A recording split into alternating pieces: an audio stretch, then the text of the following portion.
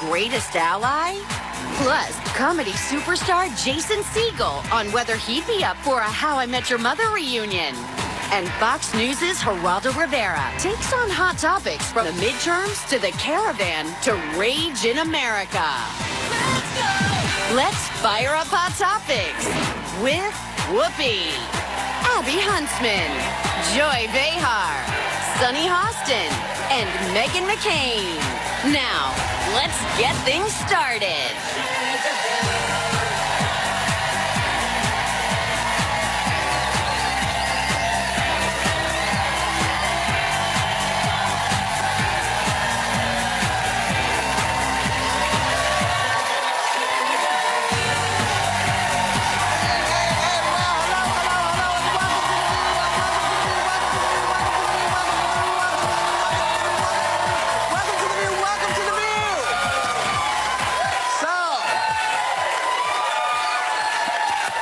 The guy in the White House sat down for an interview with Axios to talk about his relentless attacks on the media.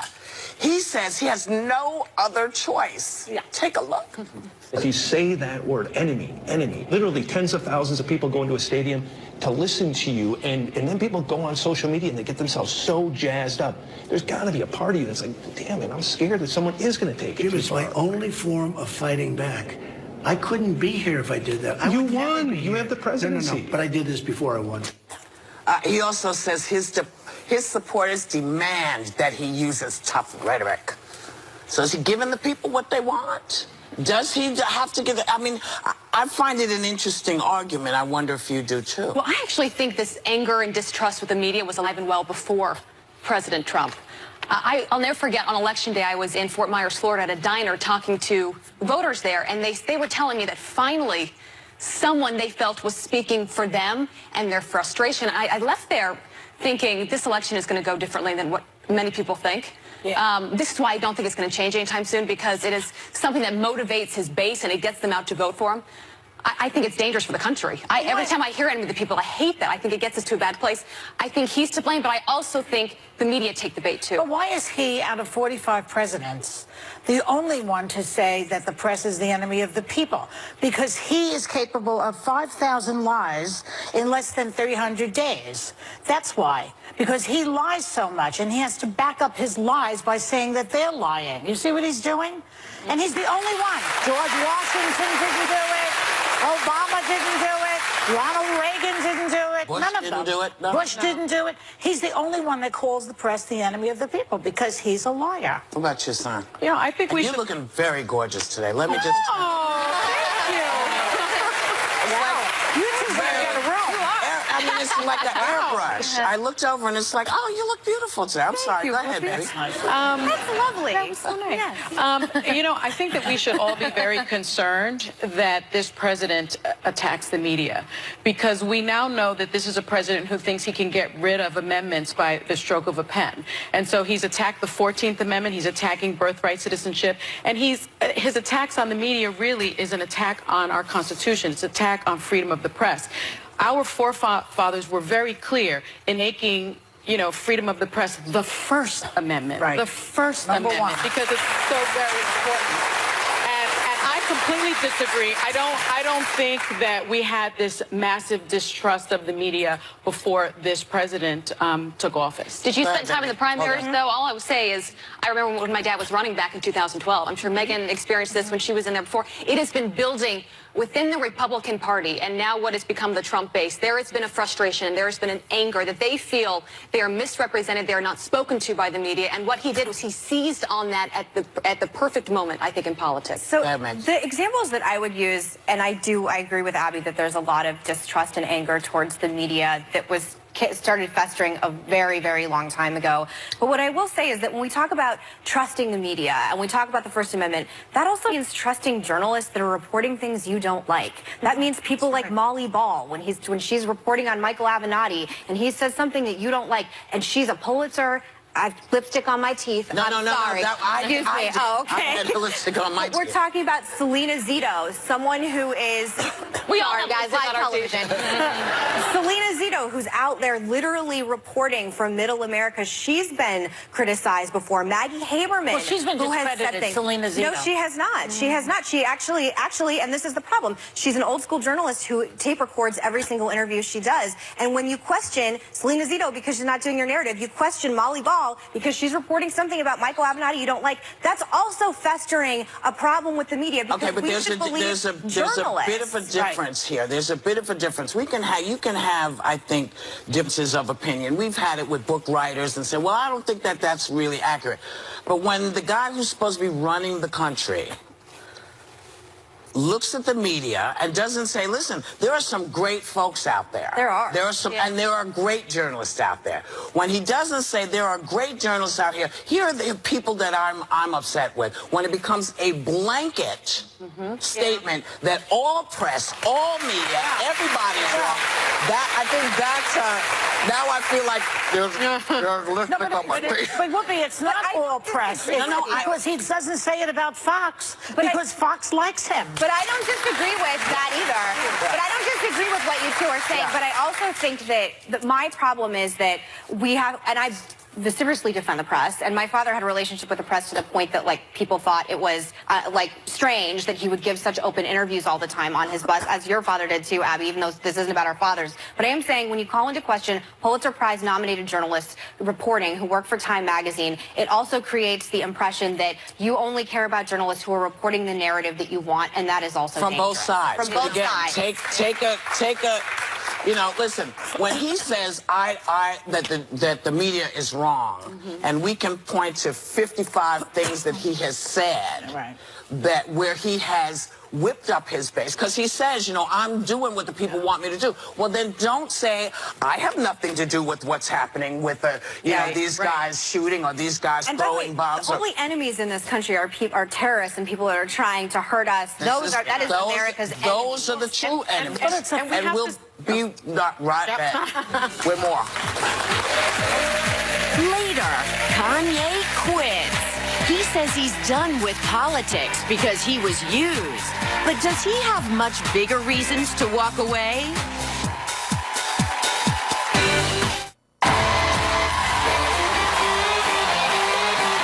No other place in daytime does it like we do.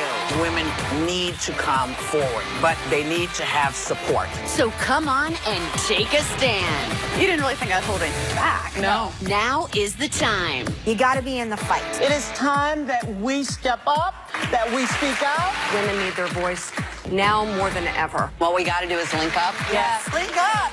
Give a voice to your view. You're going to keep on fighting. Oh, I'm going to keep on fighting. This is the place to be heard. What better place than to be surrounded by women? There you go. View strong all day long. This is going to be a fight. I want it to be my fight. Exactamente. We're The View on ABC. Siegel on saying goodbye to How I Met Your Mother and Hollywood. And Fox News correspondent Geraldo Rivera hits Hot Topics.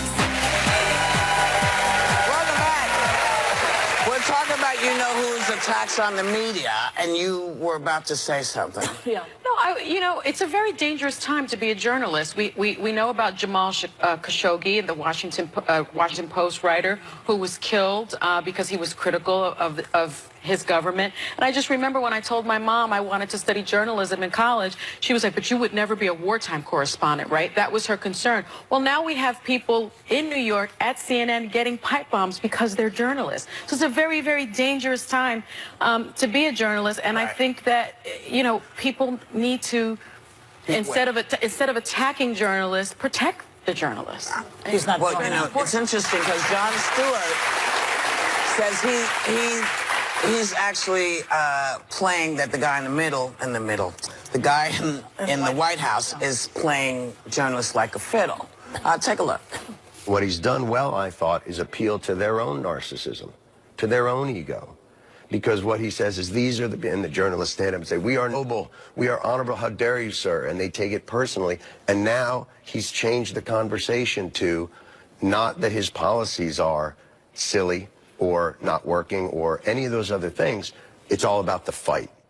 Well, so what exactly are journalists supposed to do if someone is constantly calling you out, saying you're a liar? I mean, I don't know how one can do it on. I mean, if it happened occasionally, but it's like on a daily basis. So I'm not sure how that works. Do you think he's correct? I agree with him there. I think he actually explains it pretty well. I don't think a journalist's job should change based on who is in the White House. And to his point, they so often make it about themselves. I'm not talking about everyone in media, but there are certain individuals where instead of just pointing out what's going on, I never know where to go today to figure out who's a journalist and who's more of a commentator. It's sort of all mixed together now. And it's become, for many folks, how do I get that moment against the president? How do I make him look like a fool? And how do I get the headline? When it should be about the story. It should be about how does this impact the American people. What if the story is that the president lied? Well, but that's their role. I think their role is to point out the facts. Right. My problem is when they make it about themselves. They can point out the facts, but when it's how can I make this my headline, that's not their job as a journalist. No, I don't. But I think that it's a symbiotic relationship that's going on. You know, some of the stuff that they continuously cover, like these rallies, they just rerun the last one. It's the same as the one you're doing right now. So it's like it's a waste of airtime in a way. So in that way, I think that John is right, that we're becoming ratings whores, all the media. And remember what's his name on CBS, who was just called out for sexual assault? Les Moonves, who was the head of CBS at the time, said, yeah, Trump is bad for the country, but he's good for ratings. Oh, I think the head of CNN said that. They both did. Les Moonves said that. Yeah. Which is true. Who has been accused of sexual harassment in the workplace, Right, just but saying. two separate things. Two separate issues. Two separate but issues. he did say that. Yeah. And it's like, that's a most unpatriotic thing to say, I think. Well. Yeah. Well, that's what And happens if it's the truth. I mean, I grew up on Jon Stewart. I will love him forever. I miss him on The Daily Show desperately. No disrespect to the host now, but nobody did it better than him. And I actually wonder at times if this election would have gone a different direction in any way had he still been hosting The Daily Show. No? Okay. No. Well, I'm giving him too much credit then. John is great, but this was always going to go the direction it went. Yeah, okay, it was fair always enough, going to go. When we come back, we're going to talk to Abby about something that's happening with her. We'll be right back.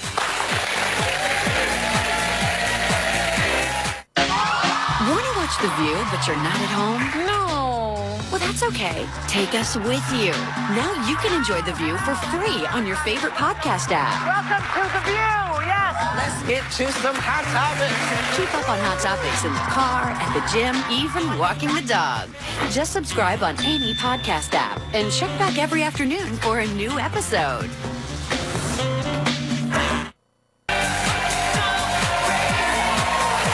So, Abby, what's happening? Oh, so there was a profile about my dad, John Huntsman, in the Deseret News today, and highlighted him as a diplomat serving 5 presidents. He's one of those rare moderate Republican politicians that serves his country, but he also announced that he has stage 1 cancer, which is, I think, as every daughter. I'm like Megan. I'm a daddy's girl. It's like a wake-up call, you know. It's passed down to me as well. If you look at my chest, I had 2 weeks ago a mole taken out that was headed in the same direction as his. Skin cancer. Skin cancer, which is the most common type of cancer there is. So just a wake-up call to everyone here and everyone watching. Go get checked out. Megan was the first person that I called. And I honestly, Megan, I don't know how you did it. This is a completely different situation, but like this is real life. And you always say, do I cry too much on the show? No, you don't cry too much on the show because this is who you are, this is life, and we don't love anyone more than our own family. So hang on tight to the people that you love and go get yourself checked out. How is he doing now? Well, he has a huge chunk taken out of his leg. It's melanoma. It's melanoma, yeah. But how's he doing now? But he's about the most positive person you'll ever meet, anyone that's met him. He actually didn't even want to tell us. He's like, oh, I got a little thing I got to take care of. Didn't want to actually tell us. But he's an example we should all look to. He's the reason my brothers are in the military. He said, do something with your life to give back. And he's my role model in life. Yeah. But thank you for asking. So, a few weeks after his high-profile White House summit, Kanye West says he's done with politics. He says he was used and slammed... You can say it, ma'am. And he slammed pundit Candace Owens for trying to falsely link him to her Brexit campaign to get black people to leave the Democratic Party. I don't know. Wait, can I just tell you, they had 825 people joining that movement, so well done, guys. The Blexit movement. Yeah. He makes the mistakes that say that this girl, whoever she is, I don't even know who she is, that she's the one that used him. It's Donald Trump who's using him. She has kind of apologized. Yeah. She said Kanye was completely right to feel used in that regard, and I have done I don't know what this says. I would like to publicly apologize to him for any undue stress or pain the effort to correct the rumor has caused him, his business relationships, or his family. He simply never designed the shirts. So he didn't design the shirts. He didn't have anything to do with it. This was her. This was her we thing. We should be, as conservatives, against identity politics and this whole thing that, like, if you're black, you have to be liberal. We're trying to get more black people to be conservative. We should have more Americans understanding the difference between being conservative and being liberal, and let you make your own decision on your own. Well, how you think the government should be run. Yeah. Yes. So I have a problem with this identity politics getting black people to do, like, you can think for yourself. You can decide how you want your government run. No one owns us anymore. Hey, babe, check out the Constitution. We're free. We actually can decide what party we want to be in. Yippee! We'll be right back. Next, Jason Segel's exposing how his legendary nude scene from Forgetting Sarah Marshall was inspired by a cringy moment from his real life. I'm so excited the new View merchandise arrived. Hey, look at all this cool stuff. Mugs, tanks, totes. There's even a View notebook. Look at the color, red, to match my natural hair. What, do you think that's fake news? Visit our website to shop the official View store. You'll find all your old favorites, sweatshirts, caps, water bottles, and new must-have items you won't want to miss.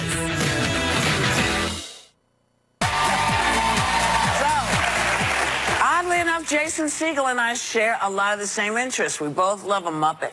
We're both really big fans of sci-fi, and he's just written the next chapter of his Otherworld series called Other Earth. It's really fantastic. Please welcome back Jason Segel.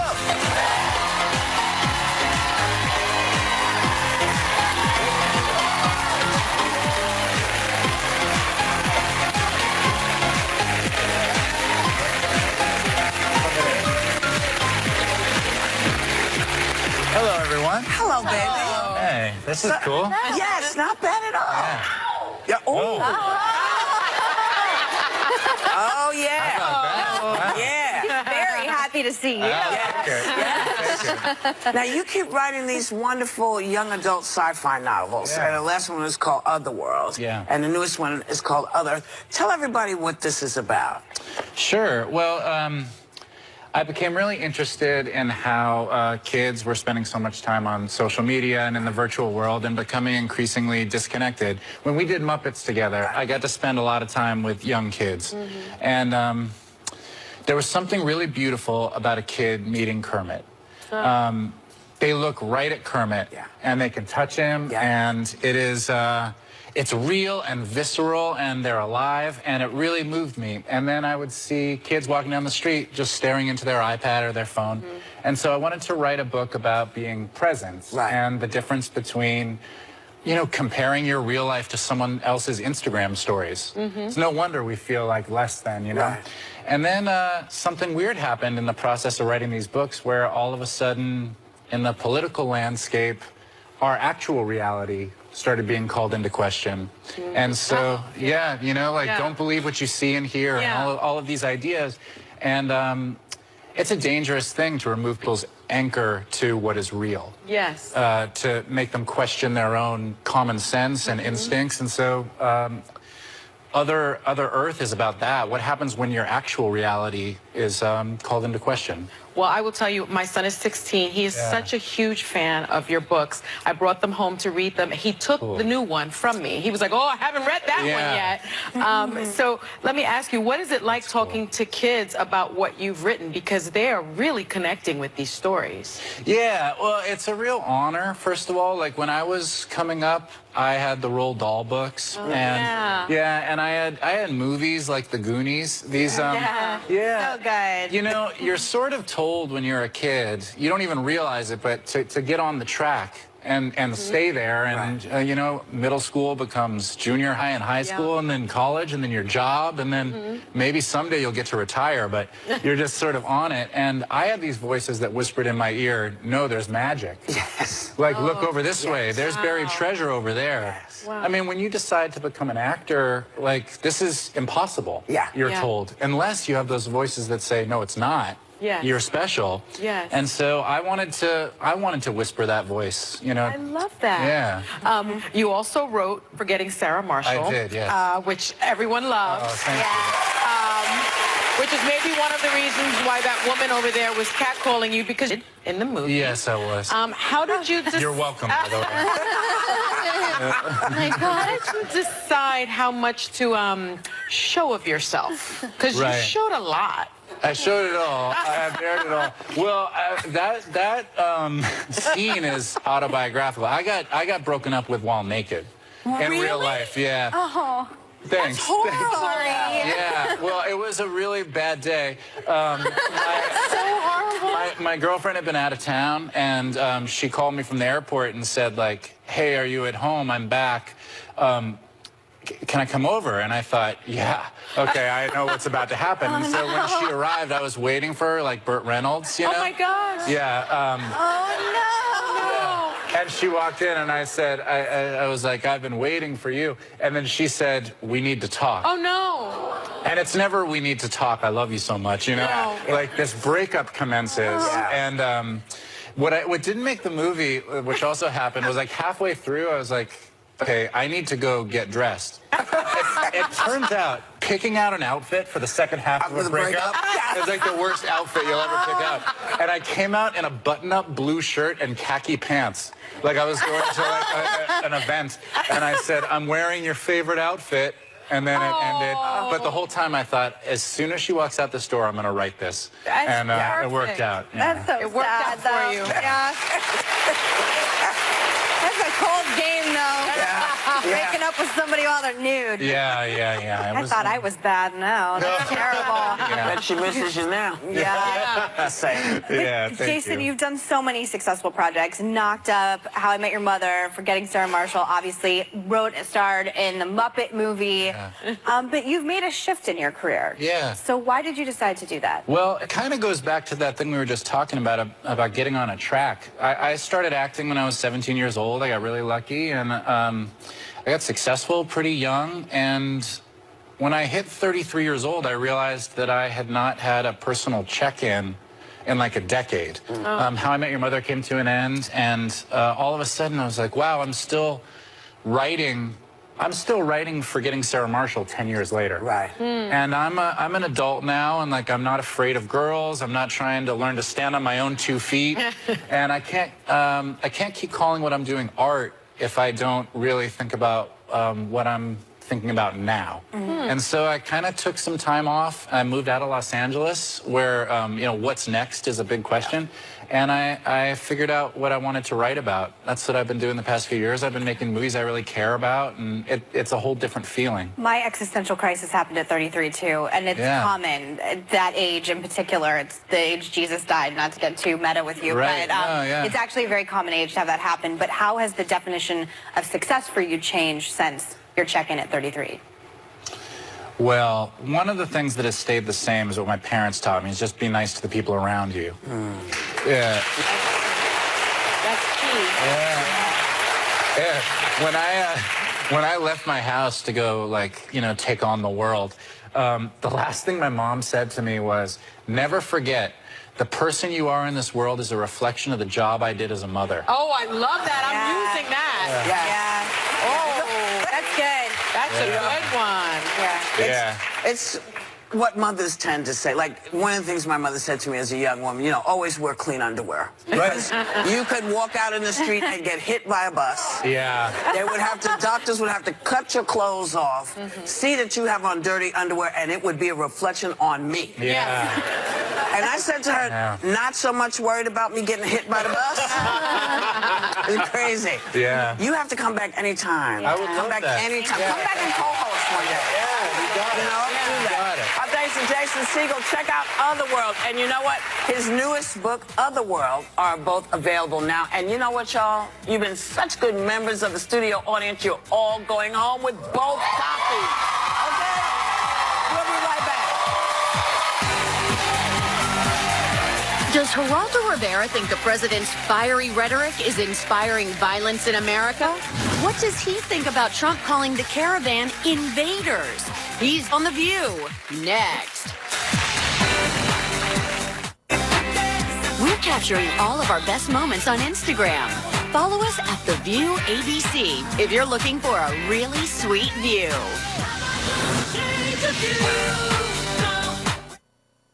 Great Christmas Light Fight premieres Monday on ABC. Hey,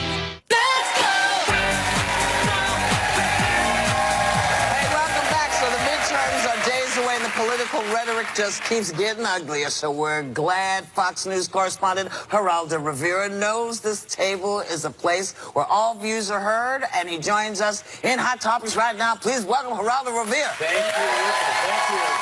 I feel like I'm back home. Thank you very much. I appreciate it. Thank you. Yes. It's nice to see you. Oh, I'm sorry. No. It's nice to see you, Geraldo. So we were talking about earlier, even in the commercial break, President is talking about banning birthright citizenship. He's even threatening to send 1,500 troops to the border. 15,000. 15,000. Thank you for correcting me. Do you agree with the president on this?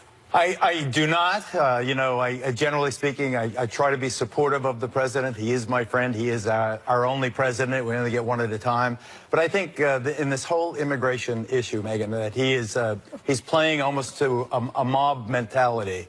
I think egregiously hyping the danger posed by the so-called caravan. In my reading of the 14th Amendment, and I've studied some of the case law, I am an attorney, it seems very clear that anyone born on U.S. soil is a citizen of the United States.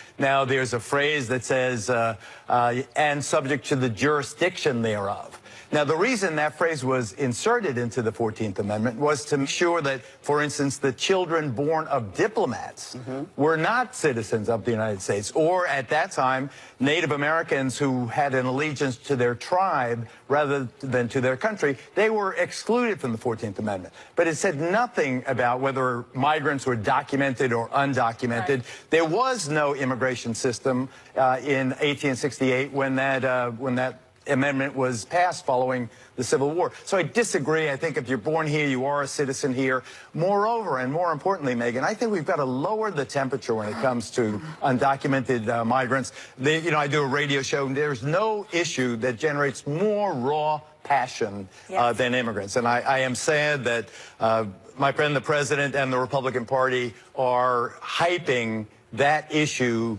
in the days leading up to the midterm. They're going to lose. That's why. That's what this is about, isn't it? Red meat to the base to get them to vote. Well, I don't doubt the sincerity, though. Really? I think that it's very difficult, Joy, to credit that half of the people in this country believe, as President Trump does, that this is an invasion, that there's a brown wave washing over the southern border, that demographically the country is going to be irreparably changed as a result of this unregulated migration. You know that's a lie. Well, he knows it's a lie. I believe in immigrant vigor. I believe the difference between us and Russia, which is dying and depopulating, they're not even replacing their population. They have 140 million. We have 330 million, a big space. There are 7 million unfilled jobs right now. There are fruits and vegetables dying on the vine because there aren't enough hands to pick them. Unemployment among our own poor, African-American and Latino, record lows. That is, incidentally, Joy, is the message I wish the president was pushing right now leading up to the midterms. Look how well he's done. wages now increasing almost 3% last year. Everybody that wants a job is finding a job. If he had extolled the virtue of his economic policies, I could be much more enthusiastic about it next week. As it is, I'm embarrassed. Well, he can't do it, but let's see if you can redeem yourself on this one. Because, Okay. because last week, in the wake of bombs being sent to prominent Democrats and CNN, where your daughter works, I understand. Right, she's a producer. So you said this, watch. At the risk of sounding like a far right-wing lunatic, I have to say that I believe that this whole thing was an elaborate hoax. Well, I was a right-wing lunatic right then. Yeah. I apologize for it. It was a brain fart. I said what I believed at the time. Why? What? You know that was total BS, and you know it. You're too smart not to know that. Well, I hope you're apologizing to the too smart aspect of what she said. Yeah. But I'll just give you 10 seconds on my reasoning. I had just spoken to a couple of cops, experts in demolition and bomb experts, who told me that the devices were not viable. So I said, why would a Trump lover send out fake bombs guaranteed to hurt the president in the wake, in the lead up to the midterms? It just seemed cartoonish So to me. it never And driving dawned around, on who thought it? We'd been driving around in a van with Hillary Clinton's picture with a crosshair, Barack Obama's Well, we didn't know that before. It just seemed to me too pat. I'm sorry I said it. Good. I never should have opined when I didn't know. I absolutely send my sincere apologies to everyone at CNN when my daughter works, and anyone else who made. This was worse than Al Capone's vault by far. Talking about this alleged bomb maker, he had a van plastered with pro-Trump propaganda. He videotaped himself at Trump rallies holding signs that say CNN sucks. His social media accounts were just chock full of Trump fervor and threats to Trump critics. Can you honestly say President Trump's words and actions didn't inspire this guy? I don't understand why hideous crimes committed during Donald Trump are attributed to Donald Trump. Sandy Hook, the massacre of 6th graders, happened when Barack Obama was president. The Pulse nightclub, San Bernardino. Wait a second. The Charleston, South Carolina church massacre. Words matter. I believe, Sonny, that words matter. This but I guy think had a tricked-out Trump van. But crazy people are crazy people. That was my point. Crazy people could do crazy things. They don't Obama need never the said the president's things that word. Trump says. There are people Not who even are once, mentally in Geraldo. control Come on. But Again. I disagree. I disagree. So you know, If we start blaming the speech rather than the perpetrator, we lose sight of what's happened. Congressman Scalise was shot by a Bernie Sanders supporter, and I don't blame Bernie Sanders for that. Bernie never said those things either. But it was can I just make a point? Bernie Sanders supporter. And the reason you don't blame Bernie is because, A, Bernie never encouraged anybody to go out and beat anybody up or hurt anybody or do anything. And so I think the difference, Geraldo, at least in my mind, is the consistency of this man's rhetoric, starting with Mexicans are rapists, starting with, Islamic people were jumping up and down as the buildings fell. When you do this consistently, and it's every week, I think there is a difference between what happens on somebody's watch and what happens because you have whipped up folks, and they're in their fervor. Some of the folks who may or may not have mental issues. You don't want to whip people up because you don't know who you're whipping up. Don't his words matter?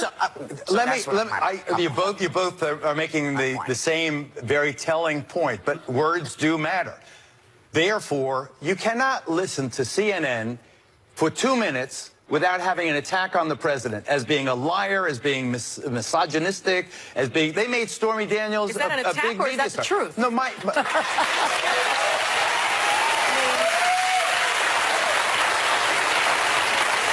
One man. report- Wait, let me answer. One man's truth is another man's attack, and you No. You Facts pick up are the Washington facts. Post. Facts are facts. All facts. Geraldo, you actually are here for another reason as well. Because we could debate this all day long at the table, but you do have a new I'm series sorry to coming hear out. about your dad. Thank you so much. He's a good man. And he does adore you, I love Geraldo. the ambassador as I love Senator McCain, and I'm sure he'll be fine. Well, we appreciate your honesty at the table, but there is a new series coming out called Murder in the Family. Yes. Give us a little preview of what this is Well, about. I'm broadening out. Reels is not Fox. It's a wonderful station. The true crime genre is something that Waters I have plied for many years, all the way back to Police Gazette and the old tabloids in New York. I really think that the people are fascinated by the forensics of notorious crimes, and moreover, we sympathize and identify with the victims of these crimes. Their lives are torn apart when murder is committed in the family.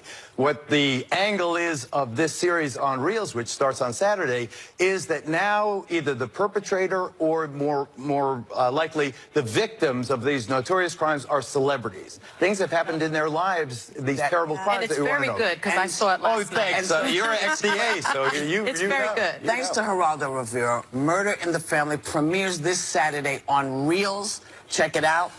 It's an eye-opener. Thank We'll you. be right back. Thank you very much.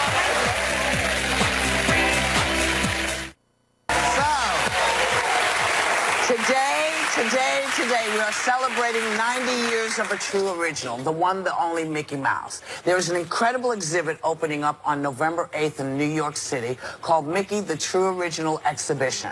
It's an immersive experience inspired by Mickey's consistent and continuing impact on the arts and pop culture and creativity in all its forms. It is a huge exhibition packed with historic and contemporary work from renowned artists, and the great news is, members of our audience, you're going to go home with tickets to Mickey, the True Original Exhibition.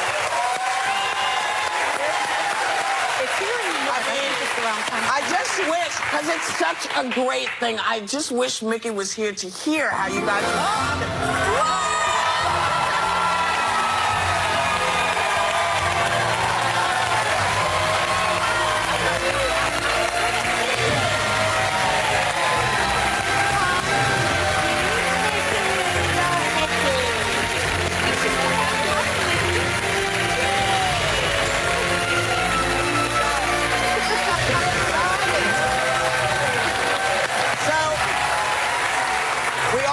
Give everybody a heads up about Mickey's 90th Spectacular, a primetime special celebrating all things Mickey. Star-studded performances with Josh Groban and a whole bunch of great folks. And Mickey, what did you say? Oh, you want me to? Oh, he wants me to tell you, say thank you. Oh, it airs November 4th, too, at 8 o'clock here on ABC. Have a great day, and what? Take a little time to enjoy the view. That's from Mickey. So who here's not satisfied?